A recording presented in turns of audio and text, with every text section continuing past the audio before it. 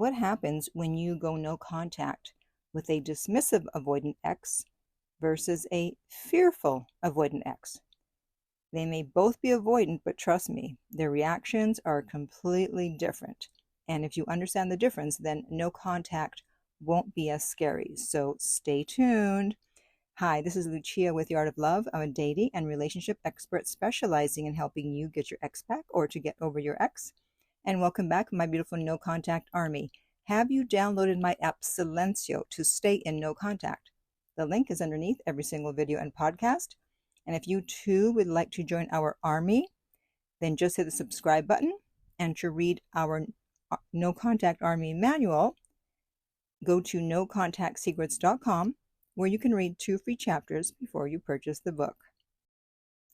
Okay, so first you have to know whether your ex is a fearful or a dismissive avoidant. So if your ex was hot and cold during the relationship, if they would come close and then pull away, then they're probably fearful.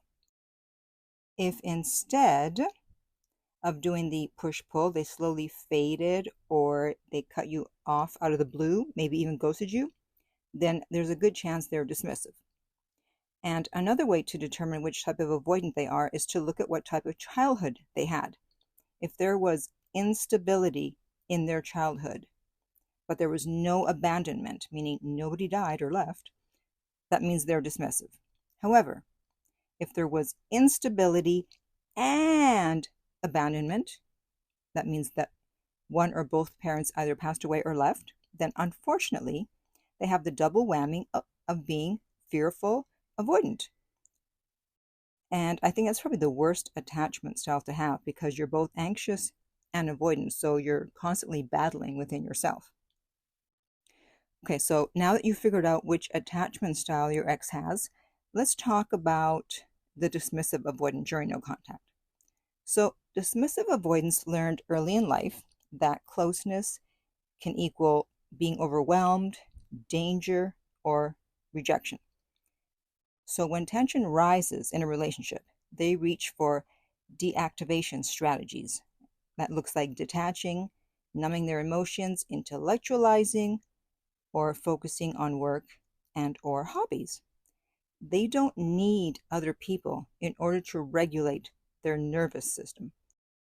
This detachment makes walking away easier for them than someone who's anxious, which is probably you if you were dating an avoidant.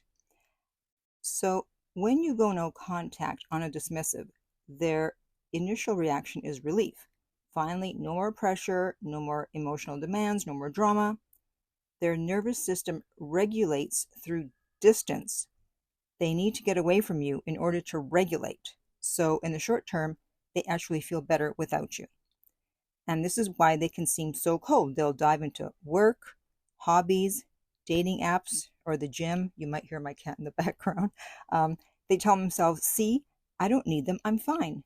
And you might think, oh no, I've lost them for good. But here's the thing. What they're really doing is suppressing their feelings rather than resolving them. And suppression never lasts. So around the 6 to 12 week mark, little cracks start to form. A memory pops up. A song reminds them of you. They see your cute little face in their feed. And suddenly the emotions they thought they'd buried start leaking through. And this often results in suddenly reaching out after weeks or months of silence. But here's the thing. They only get to that point if you do what? That's right, stay silent. If you break no contact too soon, you're going to rescue them from ever having to face their emotions. So with dismissives, your power is patience. They come back not because you chased, but because the wall they built eventually crumbles. And speaking as a dismissive myself, the absolute worst thing you can do is to break no contact and chase them. That's not going to work. They'll come back when they're good and ready. They circle back when their nervous system feels safe. And reaching out feels lower risk now because they create a distance. Now let's talk about their fearful avoidant, also known as anxious avoidant. So this is a completely different story. Their nervous system is chaotic. So they have one foot on the gas and one foot on the brake at all times. So imagine they're in a car and they keep switching from gas to brake, gas to brake. The car is not going to get very far. And they may say they're done and disappear, but it's not stable. The anxious side keeps them hooked, ruminating and checking back in.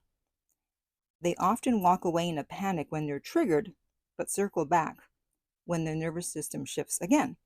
That's why they're known for being inconsistent. Hot one moment, cold the next. How fun! So when you go no contact, their anxious side panics. Did I lose them forever? Did I mess up? But then their avoidance side kicks in. No, don't reach out. You'll get hurt. They'll reject you. So what happens? They bounce between wanting to chase you and wanting to run from you. That's why fearful avoidants are known for being hot and cold.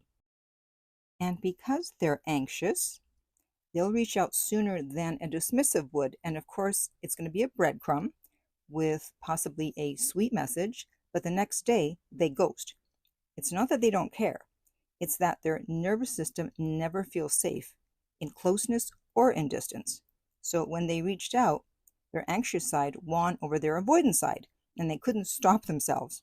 But the next day, their avoidance side yanked them back into the silence. It's like, what are you doing? Get back here. With fearful avoidance, silence doesn't necessarily mean they're done.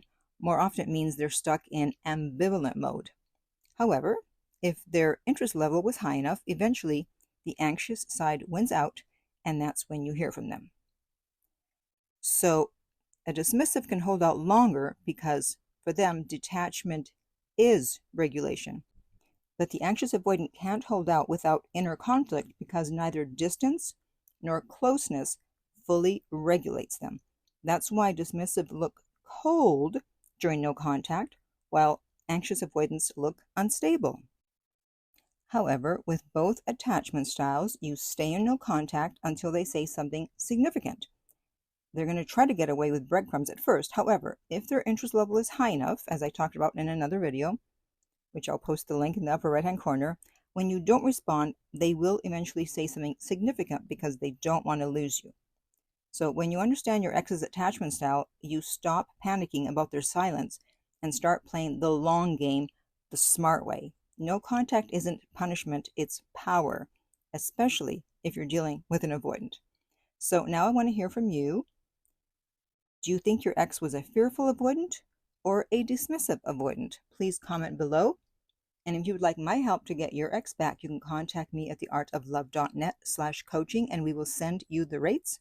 And the direct link is underneath every single video and podcast.